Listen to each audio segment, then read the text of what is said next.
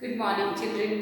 अभी हम बात कर रहे हैं शब्द विचार की। शब्द विचार के अभी आपने कुछ मॉड्यूल देख लिए हैं जिनमें हमने शब्द और पद का अंतर सीख लिया है। शब्द के कितने रूप हो रहे हैं, स्रोत के आधार पर कितने रूप हैं, रचना के आधार पर कितने रूप हैं, ये हमने आपको पिछले मॉड्यूल में बता दिया है।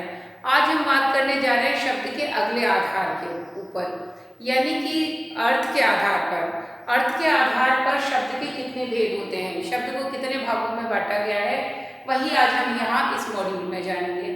तो यहाँ हम देख सकते हैं कि अर्थ के आधार पर हमने मुख्य रूप से शब्दों को 4 वर्गों में यानी 4 भेदों में बांटा है। 4 भेद बताए। पहला है एकार्थी शब्द, दूसरा अनेकार्थी शब्द, तीसरा पर्यायवाची शब्द और चौथा विलोम शब्द। ये सारे शब्द के जो रूप हैं वो अर्थ के आधार पर हैं।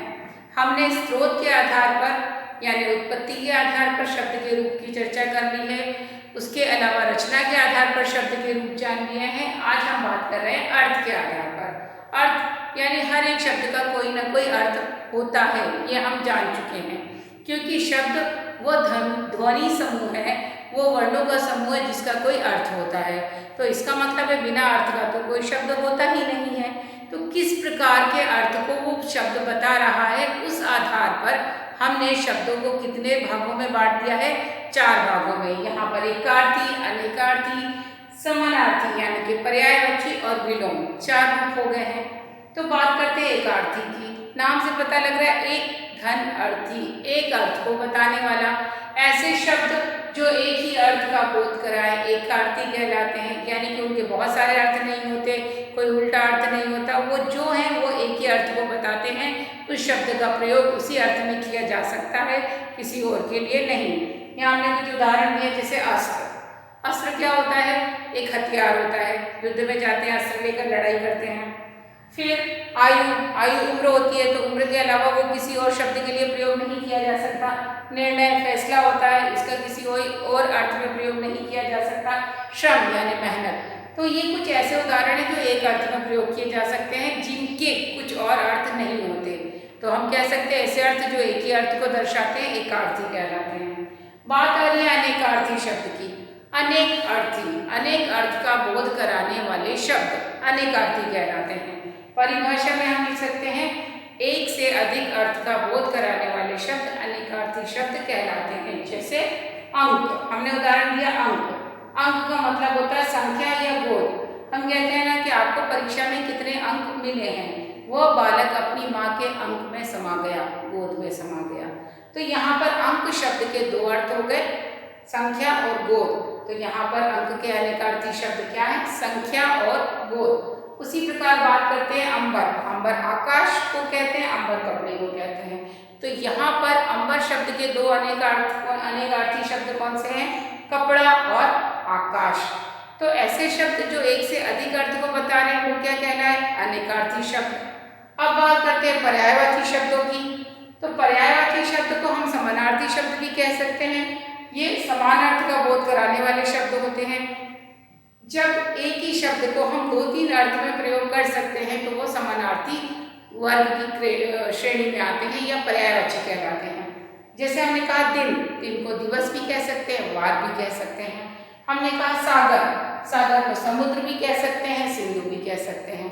अब यहाँ पर आप वार शब्द देख के ये मत पूछना कि मैडम वार का मतलब तो हमला भी होता है। तो जब ये शब्द वार शब्द यहाँ लिखा होता, मतलब वार शब्द देकर आपसे उसके अर्थ पूछे जाते तो उसके अलग अलग अर्थ होते हैं। वार का मतलब दिन भी होता है और वार का मतलब हमला भी होता है, तब वो अनेकार्थी का रूप होता। लेकिन यहाँ पर हमने दिन शब्द दिया है तो दिन का अर्थ दिवस होता है और दिन का अर्थ वार भी होता है।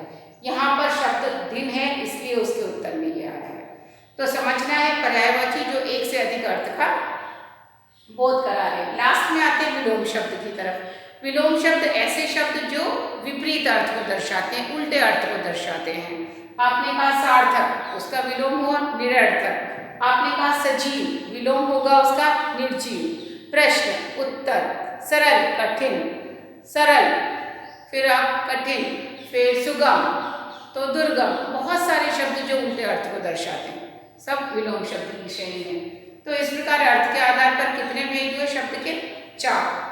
एकार्थी एक ही अर्थ को बताते हैं, अनेकार्थी एक से अधिक अर्थ को बताते हैं, पर्यायवाची समान अर्थ का बोध कराते हैं और विलोम विपरीत अर्थ का बोध कराते हैं। तो इस प्रकार इन शब्दों की श्रेणी होगी और इन सारे शब्दों को आपको टेक्स्ट बुक में जो है वो एक पाठ के अंतर्गत ही शब्द भंडार में दिया गया है। अलग अलग शब्द दिए हैं और इसके अलावा उन्होंने वाक्यांश बोधक शब्द भी आपको दिए हैं, समश्रुत भिन्नार्थक शब्द भी दिए हैं, वो भी शब्द के ही रूप हैं।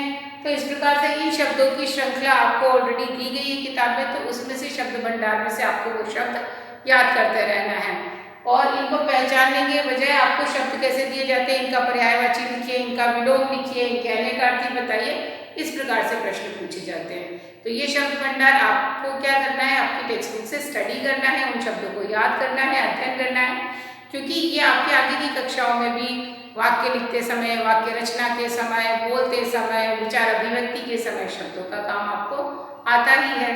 तो यह शब्द भंडार में वृद्धि करने में आपके सहायक होते हैं। तो इस प्रकार शब्द के ये वाले रूपों को आप लेखबद्ध कर लीजिए और रहा अंतिम शब्द रूप यानी कि प्रयोग के आधार पर शब्द के क्या रूप हैं, वो हम आपसे अगले मॉड्यूल में डिस्कस करेंगे, वर्णन करेंगे उसका। तब तक के लिए आप इतना अध्ययन कीजिए और अपने पाठ को दोहराते रहिए ताकि जितने शब्दों की अभी हमने चर्चा की है आप वो उसे ठीक प्रकार समझ पाएं। तब तक के लिए अपना ध्यान रखिए, स्टडी करते रहिए, सेहत का ध्यान रखिएगा। Take care, bye.